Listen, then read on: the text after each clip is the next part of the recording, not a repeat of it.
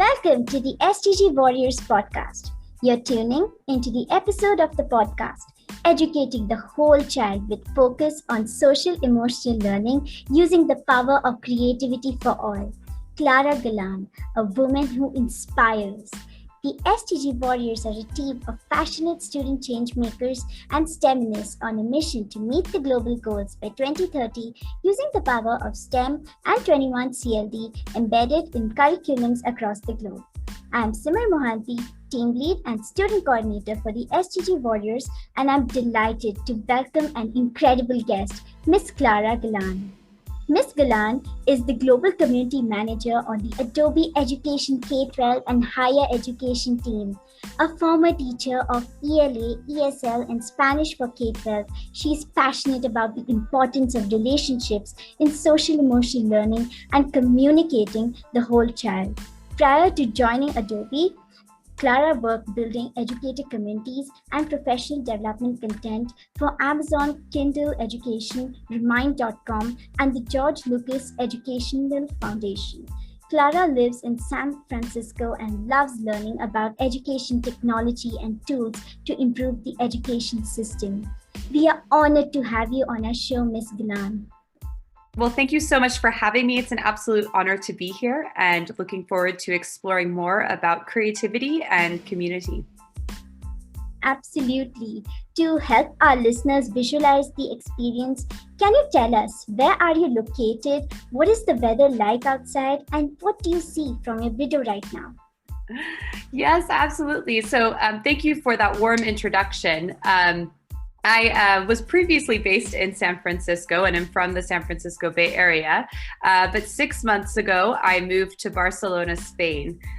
So I'm based in Spain, and outside my window right now, I see a lot of green and trees, and it's springtime. So looking forward to warmer weather coming our way soon.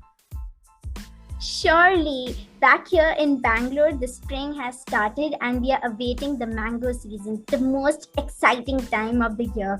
Just for extra information, mango is the national fruit of India. So we all are so excited and our mouth is watering. So getting on to the questions, what does a typical day in the life of Clara Galán look like?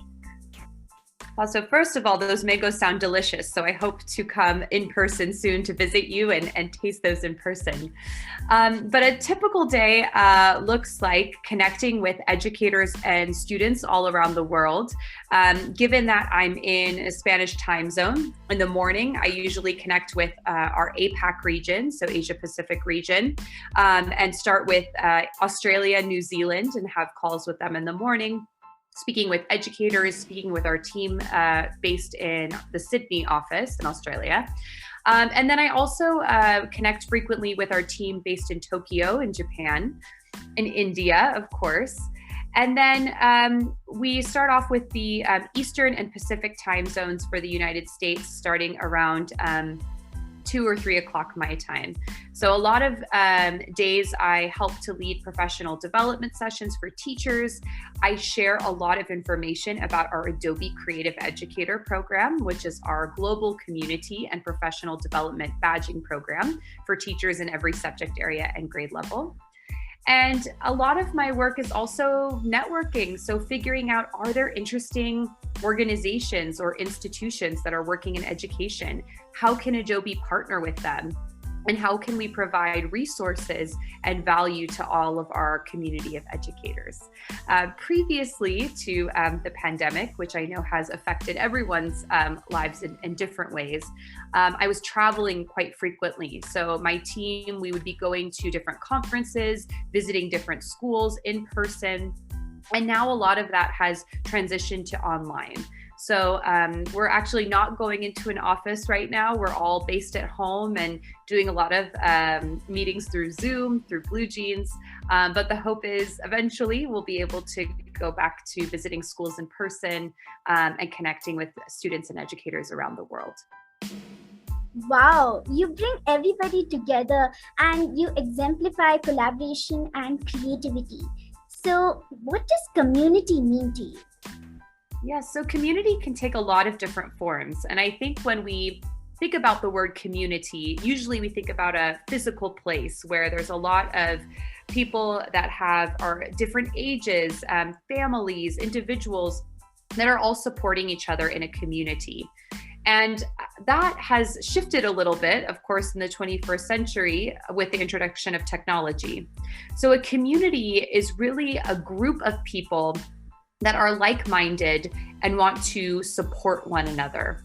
And in my work at Adobe, a community specifically means educators and students who are virtually a group, no matter where they're based, and can share resources, ideas, and all act as a support network and inspiration for one another. Surely, empowering one another using the power of forming connections. That's amazing to hear. So, why do people exactly join communities? Yes, I think people join communities to seek out a sense of connection and a sense of meaning. And especially in education, for teachers, we're so focused on our students and we want the best possible outcomes from our students. We want to support them. But at times it can be a bit isolating because we're either in a physical classroom or we're, at home teaching virtually. And so by joining a professional learning network or a community, we have a chance to connect with colleagues. We have a chance to connect with other educators who are facing similar challenges to us, and we can figure out solutions together and be inspired by one another. So again, I think individuals join communities for a sense of connection, a sense of support, and then also a way to seek out inspiration and share what they've been working on. Especially during the time of this pandemic, when people connect with others and creativity is just sparked into their minds. This is such a wonderful time for empowering others using communities, and what you do is really inspiring. So what do people want to know about the community or communities that you lead? Absolutely. So the communities that I lead the main community I lead at Adobe is the Adobe Creative Educator Program. And the Adobe Creative Educator Program is really focused on teachers who are teaching any subject area or grade level, but that are interested in bringing creativity into the classroom.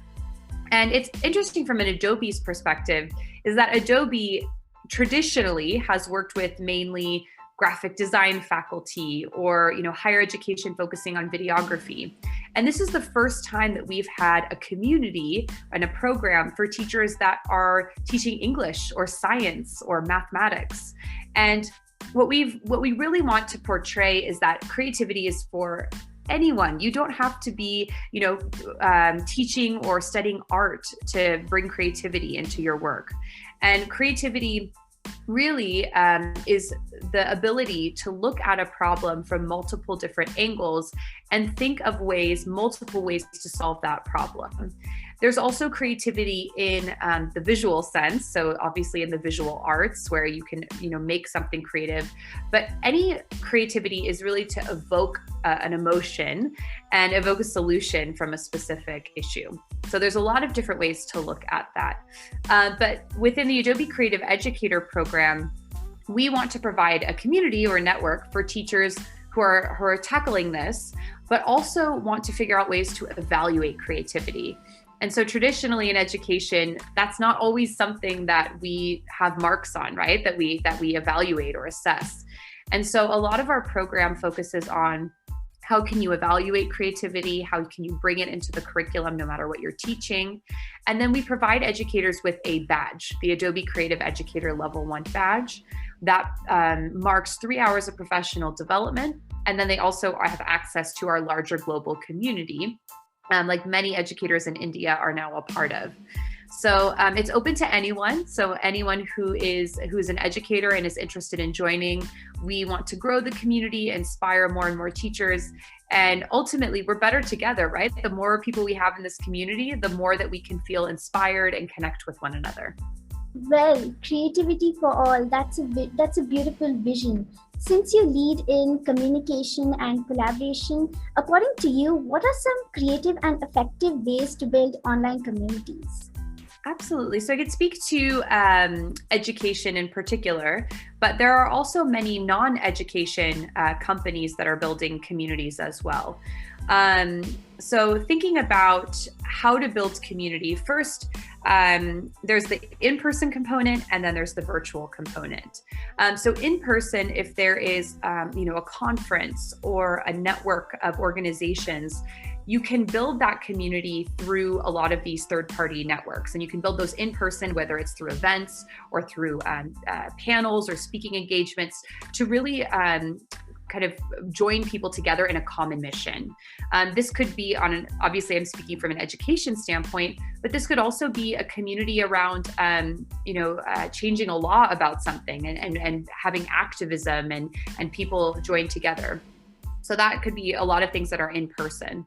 There's also the virtual component. So a lot of times we use social media channels to stay connected. So Twitter, as I know many are on Twitter and active on Twitter, is a great way to connect communities.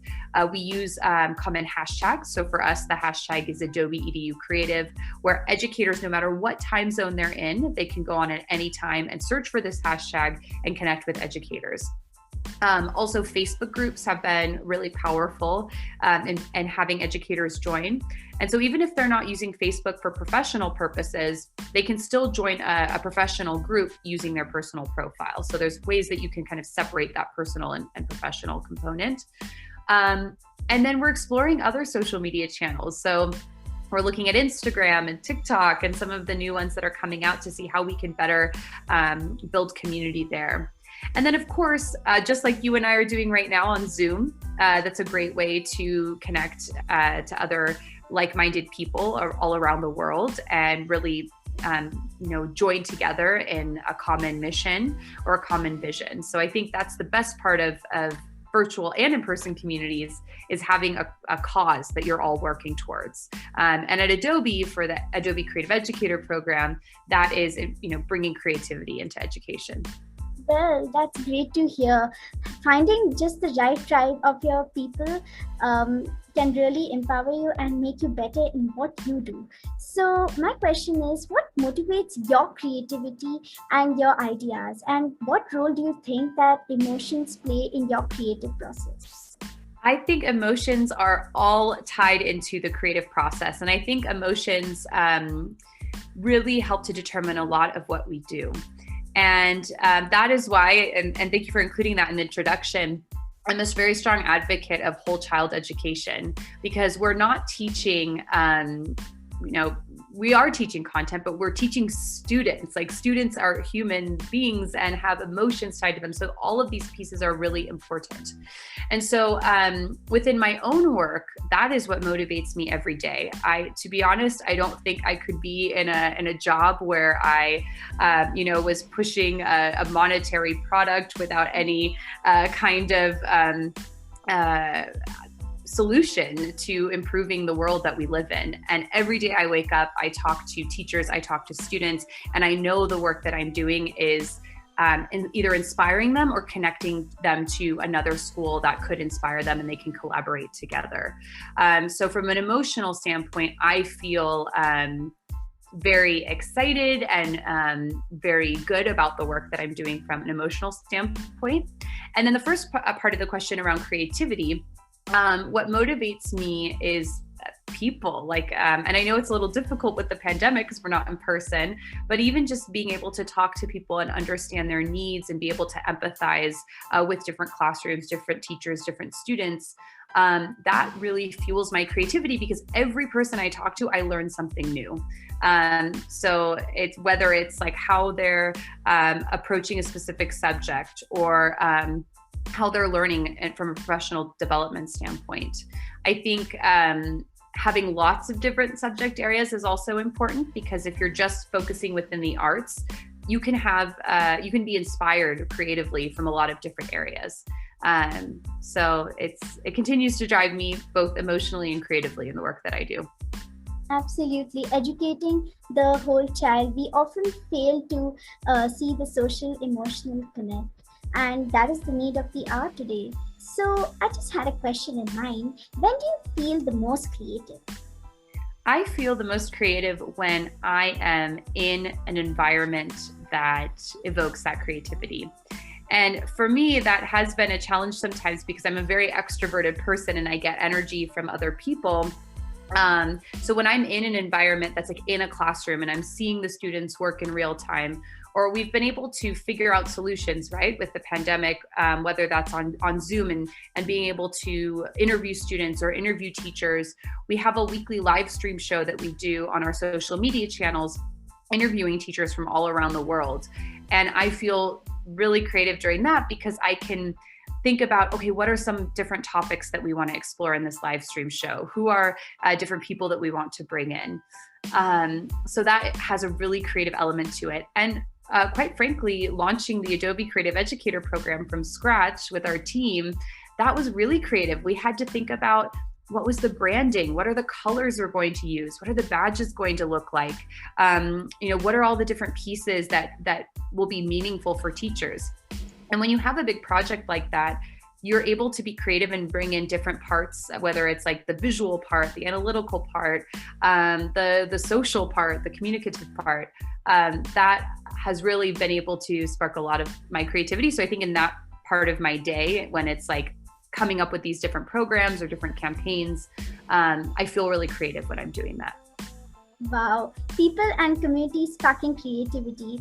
Is there something extra special that you do to put yourself into a creative state of mind? And can you tell us about a time when an educator or an educational experience made a big impact on you? Yes. So for a creative state of mind, I have to have a very kind of diverse working environment. And I also need to take the time to disconnect and focus on my passions as well. And I think sometimes if you're, constantly on the computer and trying to get something out, sometimes you're blocked and you need like a creative space just to decompress and bring in other elements. And so for me, my passion is ballet. So when I, take a break, I like to go take class. I feel like my body is learning in a different way than my mind. So it really helps me to disconnect. And then when I come back, my head is clear and I think, okay, now I know kind of what I need to focus on. I also, in different interviews, when I'm interviewing teachers, that really helps me to focus as well. So I'm thinking in particular, I went, so right before the pandemic, the last trip that I went on was to London, to the BET show, which is a large ed tech conference. And when I was there, I interviewed one educator who is working with year 3 students. So they're around 8 years old. And he was telling me how he was using Adobe Spark in this rural village outside of London, and had given students access to Adobe Spark. And he showed me the way in which he was using it. And I had never seen anything like this before, was that these 8-year-old students went to the local deli. So the deli, that supermarket, but very small, like family owned. And they interviewed the owners of this deli, took pictures of, the offerings, the food, the sandwiches. And then the students worked together to create a Spark page that actually ended being the website for this local deli. And the link was live, they were sharing it. And so what an empowering opportunity for students, even though they're so young, they can create something that's so meaningful for the local community. It serves as benefit to that local deli. And I just thought that was such a great use of, giving a real world experience to these students, having an authentic audience, and then they're bringing in all different kinds of skills. So maybe, for math, they were including the prices on different things and adding those up. Or photography, they were taking photos. Their social skills, they were interviewing this, deli owner. So that was really inspirational. And I love learning about situations like that in which educators are creating multiple opportunities for their students. That's great to hear. And if you give the students a problem to solve and the right tools, the right platform, educate them with the right skills, and there we can see the magic happen. But we often don't see that happen in today's education systems. So if you had to make one immediate change to the education system, what would that be? The biggest one is having learning be more student-driven as opposed to educator-driven. So obviously educators can help provide students with the resources that they need, with the materials that they need, the content. But instead of having a school format or class format be where students sit and they just listen to the teacher lecture to them, they take notes, and then they regurgitate that onto an exam, have it be something where the students are pursuing their passions. And of course, it's all aligned with the curriculum and the content, but the teacher acts more as a facilitator, kind of walking around the class, making sure that students are engaged in the project that they're working on, as opposed to having it be one way, kind of learning acquisition, and then students just take an exam. And a lot of the times forget that content, like right after the exam is over because they've memorized it. The other change is really having it be cross-curricular. So instead of, and I can even speak to when I was teaching and also when I was a student, you would have, an hour for math, an hour for science, an hour for history, an hour for languages, and you just kind of go from class to class, or the teacher comes to you. And that's not how the real world works. I can even say in my job, if I'm working on a project, I don't have, okay, this time is only dedicated to calculating, data and having math, and this is only for writing. Like, I'm using everything all together. So the more that we can allow students to have cross-curricular projects where they're working on a project-based learning opportunity, where they're integrating all of those different subject areas, and then the end result is something that a larger audience can see, it's so much more meaningful than memorizing different facts and putting them onto an exam. So that is the vision, and I think a lot of schools are moving in that direction. Yes, learning has to be continuous and we have to aim to master the skills. Indeed, everything is connected. So how much of your creative ability do you think is innate? Or do you think that creativity is a skill that you have developed? I think it's both. I think that everyone can be creative, and it's really about practicing that creative skill, almost like a muscle. Everyone has muscles within their bodies, and if you are training and lifting weights, then of course you're engaging and using those muscles. Creativity is something similar. So if you are, practicing how to look at a problem from multiple angles and working on the iterative process, and even with design thinking, like building empathy and then coming up with multiple solutions, you have to be creative in that process. This is something you have and you can do, but also it requires practice. So I think creativity, again, can be defined in multiple different ways. It's not just, an artistic ability. It's something that you can kind of think across all different subject areas. And of course, when it's, when it comes to artistic ability in particular and creativity in that sense, some people do have, more innate skills than others, but I do believe everything can be learned and everything can be practiced. So even if you are particularly gifted in a specific skill, if you never practice it and you never use it, then of course you're not going to excel as much as if you practiced. Absolutely. Right now, you can use it or you can lose it. So right now, you're becoming a great role model for all our listeners. So if you could interview a creative person, past or present, who would it be? Oh, wow, that's a great question. So it depends on what genre, but I think there's a lot of authors that I would love to interview. I think one of my favorite authors is Jane Austen, because she really challenged kind of, women authors and how to portray the society during that time. So in a sense, she is a creative, not in the artistic sense, but more of the literature and in a writing sense. I think there's a lot of short story authors and American novelists that I'd want to interview. So thinking about F. Scott Fitzgerald is another one of my favorite writers.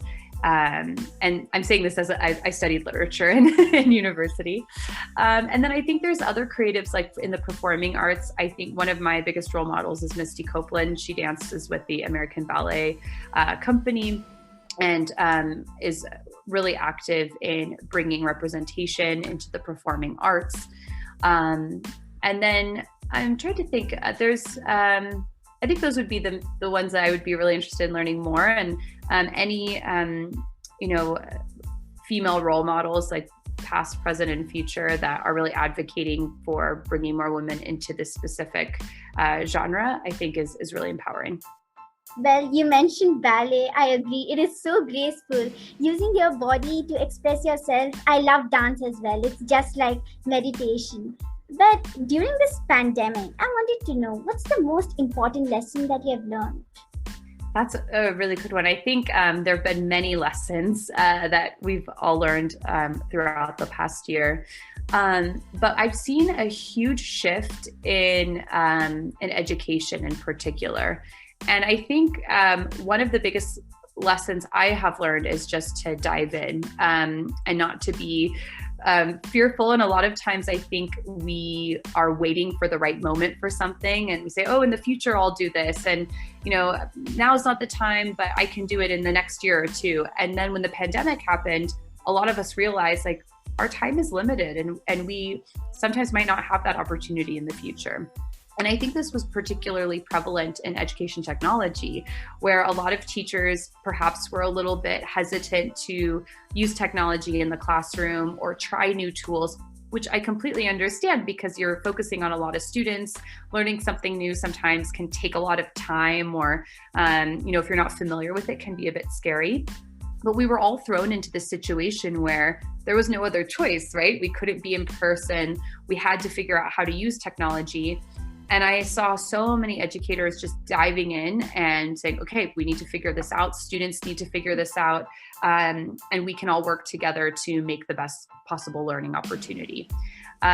So I think that would be my biggest takeaway. And everything is, if you are passionate about something or you see an opportunity for something, just dive in and do it. Don't wait for the right moment, because that moment might not ever come. Well, this pandemic has taught us a lot. Have you ever been enlightened by an event in the past, or perhaps the present, that has given you a new perspective on life? Prior to the pandemic, I was traveling quite a bit. I was visiting a lot of different schools. And one of the most powerful events that I attended was our Education Leadership Summit in Japan. And I had never been to Japan before.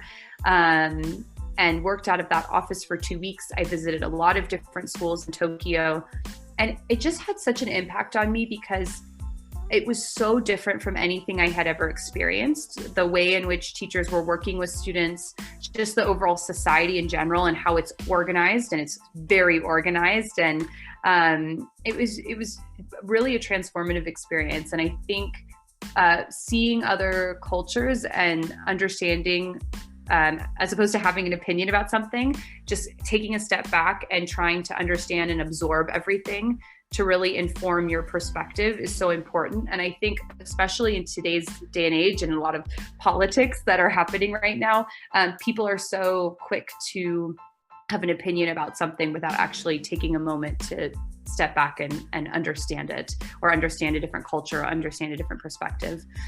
So for me, that event was truly transformative in that I, learned how a completely different society functioned, a lot of great things from it that I think, we could also learn from, and to improve our own, how our own society functions.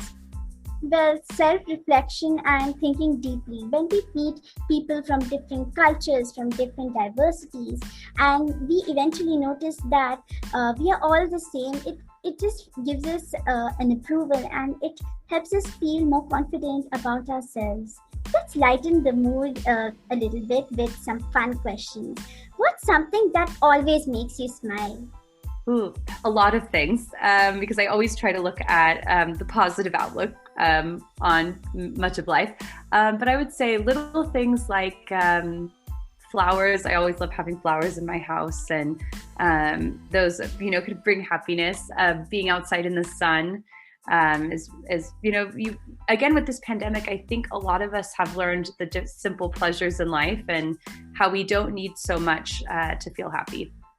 Embracing the little things, and embracing cultures, embracing what is around us. This pandemic has truly been very educational. What's the last book that you have read? Would you recommend it?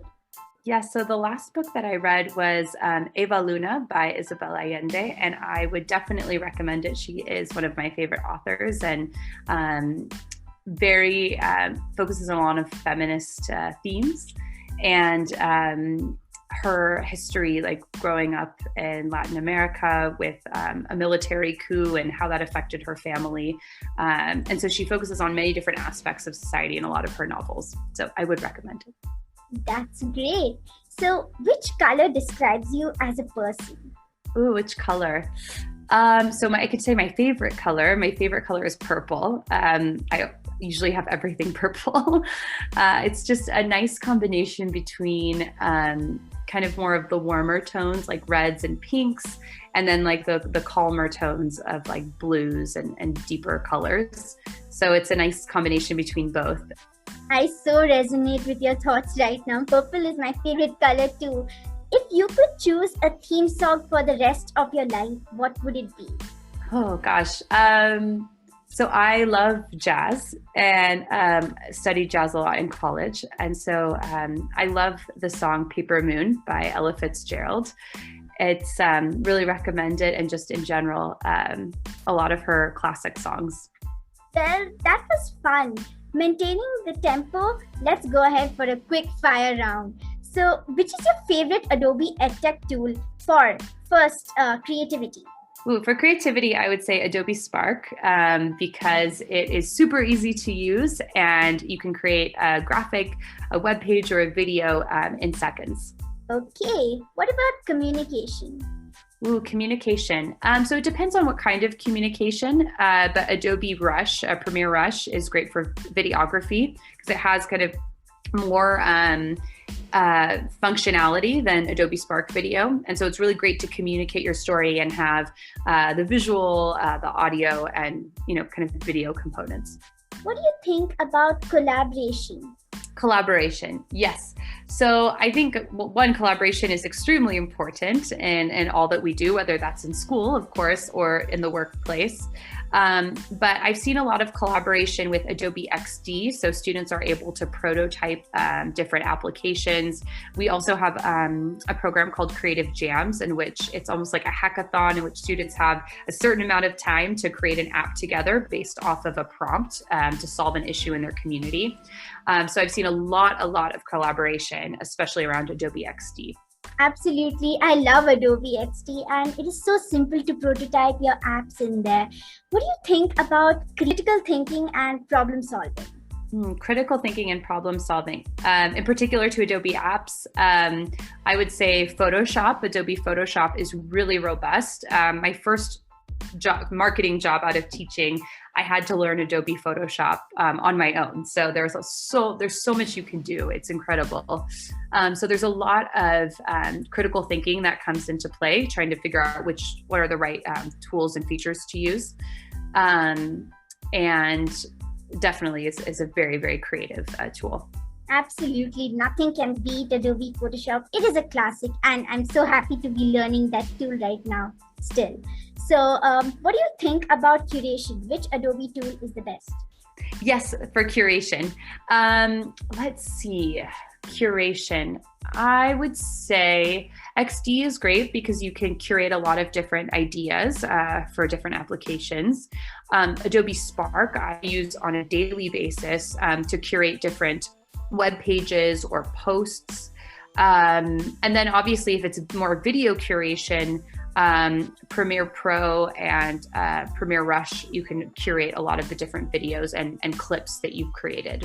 But I've also used a lot of third-party apps actually for curation. So if I'm creating like a Pinterest board that has a lot of resources from the Adobe Education Exchange or has different Spark pages or Spark posts that I've created, I can put them all onto a collaborative Pinterest board. And there's several other tools I know that teachers are using to better curate, but those are some that immediately come to mind. Well, those are great to hear. I love Pinterest myself. What do you think about global citizenship and character education? Yes, global citizenship and character education, one, are extremely important, especially in this day and age when everything is online. So we're really trying to figure out how to from an online perspective, curate our digital citizenship and inform students how to become better digital citizens, but also digital leaders, because we're all digital citizens now, regardless of whether we want to be or not. Social media obviously is a very powerful tool to connect students to other thought leaders within education. And I know, especially with the Sustainable Development Goals, there's quite a large global focus on that and working internationally with other students. And in terms of character development, I think there's quite a few resources that educators can access and students, especially with a focus on social emotional learning, building empathy, as some of the topics we were speaking about previously. Really having empathy and building those skills to be able to better inform decisions, create solutions for individuals that are really truly serving their needs. And when it comes to global citizenship, and in particular, a piece of that being digital, Common Sense Media has some amazing resources for building really strong digital citizens. Really encourage educators to take a look at that in addition to students. Absolutely. Thinking about global citizenship and digital citizenship, on the edX website, I've seen the course of digital literacy, and it is such a great resource. When I was creating the Spark webpage, I could actually, gain so much more knowledge and also become better at utilizing my creative skills. So previously you talked about having the right platform and the right opportunity. So that is a perfect example for that. Thank you so much for your time, Miss Clara. As we end the near of our episode, so we have the top 3 questions enlisted. Who or what has been your biggest inspiration in life? I think just overall, educators have been such a powerful inspiration to students everywhere. And in particular, I can think about some of the educators that I had the opportunity to study under within high school and within university. But I think educators in general and the educators I interact with on a daily basis are the biggest source of inspiration. As students, we look up to educators, EDUheroes that always educate us with all the skills that we need to become future better citizens. What words of inspiration were given to you that you would like to pass along to others? Yes, I think the most important phrase that I've learned for this year is that we are better together. So the more that we can collaborate with one another, the more that we can build our professional learning networks internationally online, the more we'll learn and the more that we can push education forward to improve our instructional practices.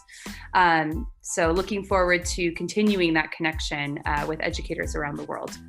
Thank you so much. For students embarking on their journey to become Adobe creative educators, where can we find you online and who can we follow? Absolutely. So I will share out the link for the Adobe Creative Educator program on the Adobe Education Exchange. So if you go to adobe.ly/ACE, all uppercase, you can access the Adobe Creative Educator program there. And just a little bit of inside information from Adobe, we are continuing to work on more opportunities for students in particular. So stay tuned for some of that information that will be coming out, within the next year or so. But we also have our Creative Club network, which is for more of university campuses.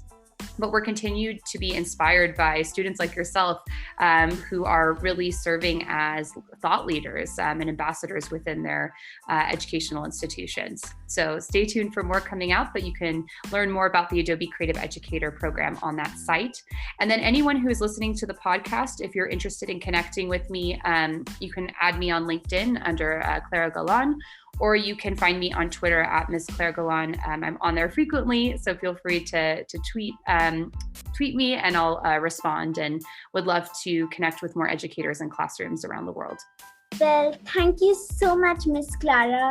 It was an honor and a wonderful conversation. Thank you so much to all our listeners for tuning into the podcast, the STG Warriors podcast, the episode Educating the Whole Child with Focus on Social Emotional Learning Using the Power of Creativity for All.